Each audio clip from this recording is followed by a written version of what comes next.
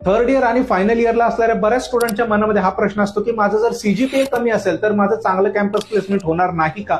तर सीजीपीएच्या बद्दल आपण एक गोष्ट अंडरस्टँड केली पाहिजे की कॅम्पस प्लेसमेंटमध्ये बऱ्याचदा सीजीपीए कडे एक इलिजिबिलिटी क्रायटेरिया म्हणून पाहिलं जातं.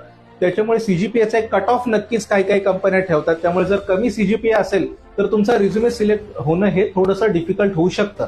पण त्याही पुढे जाऊन अजूनही एक गोष्ट आपण लक्षात घेतली पाहिजे की फक्त सीजीपीए ही एक गोष्ट नाही, त्यासोबत तुमचे टेक्निकल स्किल्स, तुमचं कम्युनिकेशन, तुमचा कॉन्फिडन्स, तुमची ओव्हरऑल पर्सनॅलिटी या गोष्टी सुद्धा ज्या आयटी कंपनीज आहेत त्या एका कॅन्डिडेटमध्ये पाहतातच.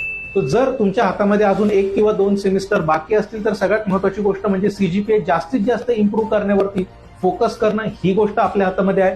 आणि दुसरी गोष्ट, जर आता आपल्या हातामध्ये सीजीपीए इम्प्रूव्ह करणं नाहीये तर आपल्या स्किल इम्प्रूव्हमेंटवरती आपण लगेच फोकस केलं पाहिजे. लेटेस्ट स्किल्स आपण अपग्रेड केले पाहिजे. एक्सपर्ट आपण किंवा मास्टर आपण एका कुठल्या ना कुठल्या तरी टेक्नॉलॉजी मध्ये बनलं पाहिजे. कारण तुमच्या कमी सीजीपीएची भरपाई हे फक्त तुमचे स्किल्स करणार आहे, ज्याच्यामुळे तुमचं एक चांगलं आयटी करिअर हे नक्कीच चालू होऊ शकतं.